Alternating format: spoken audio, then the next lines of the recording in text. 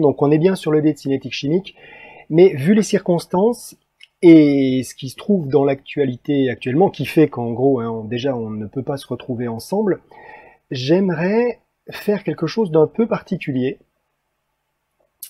à savoir que, alors ce ne sera pas au programme, mais c'est quelque chose que vous êtes sans doute en train de voir tout le temps. On n'arrête pas d'en parler. Donc on va faire un petit exercice sur le modèle dit SIR, pour vous prouver que malgré ce que l'on entend, ou plutôt ce que l'on n'entend pas, c'est de la cinétique. Alors le modèle SIR, histoire de préciser un tout petit peu, hein, c'est ce truc-là qu'on voit un peu partout. Là j'ai pris comme exemple sur YouTube. Quand vous tapez SIR, vous allez voir, ça vous donne ce genre de résultat-là, avec ces courbes que l'on voit un peu partout. Là, voilà, je monte un tout petit peu. Voilà, ces courbes-là, et surtout celles que vous voyez là actuellement, ce genre de courbes-là, qu'on retrouve en fond d'écran de partout, qu'on retrouve à la télévision. Et on vous dit, c'est le modèle SIR, c'est la prévision du nombre de cas, du nombre de décès éventuellement. C'est ce qu'on trouve la croissance exponentielle. Donc c'est ça le modèle SIR. Et on n'arrête pas de vous dire que ce que l'on doit essayer de faire, c'est d'aplatir la courbe. Sous-entendu, hein, aplatir la courbe que l'on vient d'obtenir là. Le modèle a l'air compliqué, a l'air de sortir un peu de nulle part. Tiens, c'est rigolo, bah oui, c'est un truc de médecin, c'est un truc d'épidémiologie manifestement. Et en fait, non, c'est juste de la cinétique de même niveau que ce que l'on a vu ensemble jusque-là, et sur lequel vous êtes capable de travailler, vous êtes capable de comprendre, et vous êtes même capable de l'expliquer. Alors, j'ai fait ça rapidement, donc on va le faire à l'écriture directe, et on va le faire, puisque c'est de la cinétique, sur le mode chimie. Prenons une substance S. Quand elle réagit avec le composé I, ça donne 2I. Alors je sais bien qu'écrit comme ça semble complètement idiot, puisqu'il y a I des deux côtés, on pourrait très bien supprimer I. Oui, on pourrait avoir S donne I. Sauf que s'il n'y a pas de I du côté des réactifs, il n'y a pas de réaction du tout. I est un catalyseur de la réaction, un catalyseur essentiel, s'il n'y en a pas, ça ne marche pas.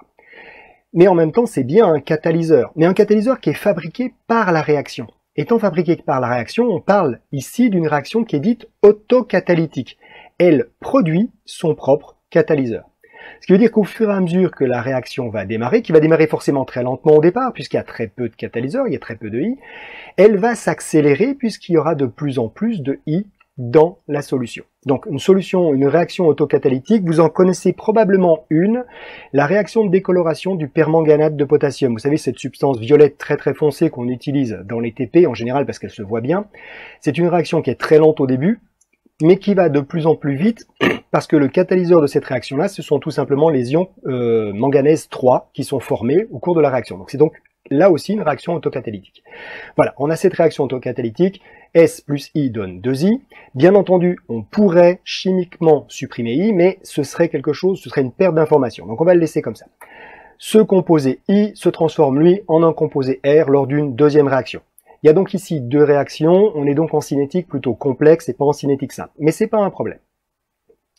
Si je veux essayer d'estimer la vitesse de réaction de la réaction numéro 1, eh bien, cette vitesse de réaction, c'est la variation de concentration des espèces par rapport au temps. Donc par exemple, puisque S est un réactif, on aura moins 1, hein, son coefficient stoichiométrique c'est moins 1 ds sur dt, et I est un produit de la réaction, c'est bien un produit de la réaction, et puisqu'on peut le supprimer des deux côtés, il resterait que du côté des produits de la réaction.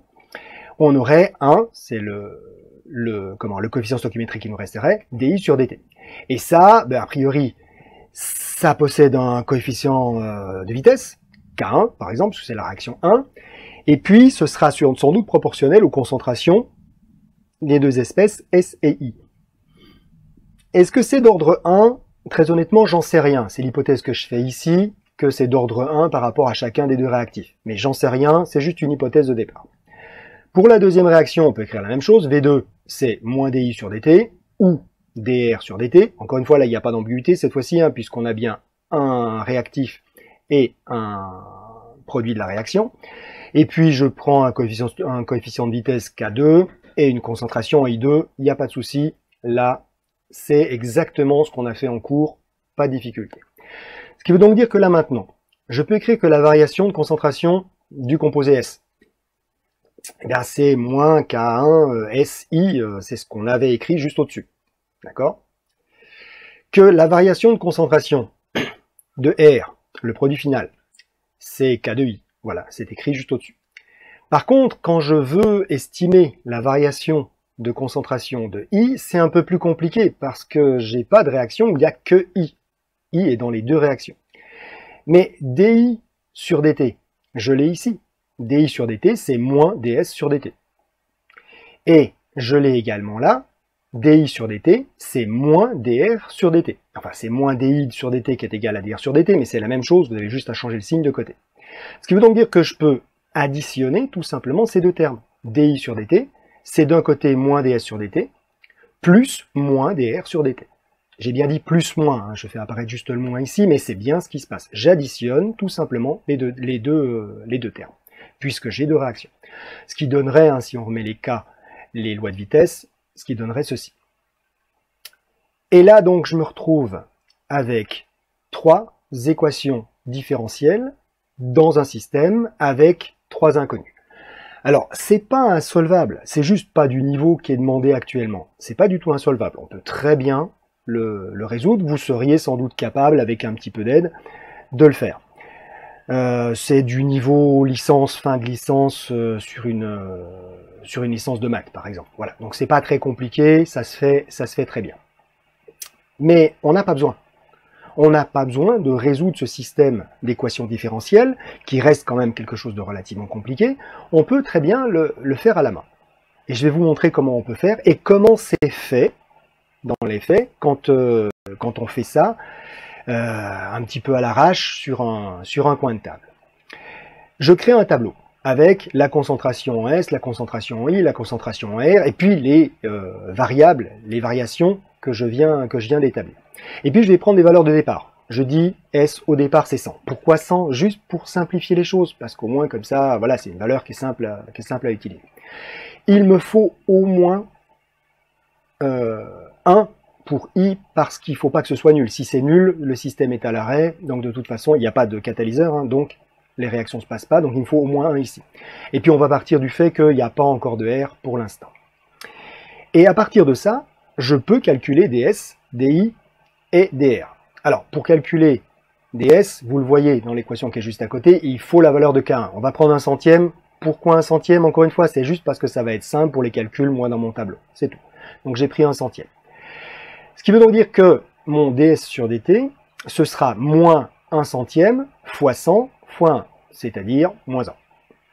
Je vais calculer DR ensuite, et pour calculer DR, bien entendu, il me faut un K2, et je vais prendre un dixième. Pourquoi j'ai pas pris un centième? C'est parce que la première fois, je multipliais deux concentrations l'une par l'autre, là j'ai qu'une seule concentration, donc un centième, ce serait trop petit. Donc je prends un dixième, vous verrez, ça ira bien.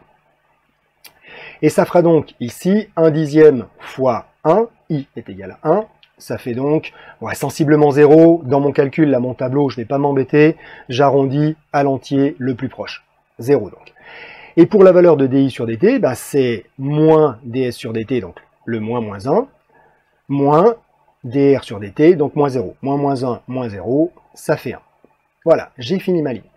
Je tire un trait, et je vais pouvoir recalculer la nouvelle valeur de S. S, c'est tout simplement la valeur précédente, plus DS sur DT, c'est-à-dire 100 moins 1, enfin 100, pardon, plus moins 1, 99.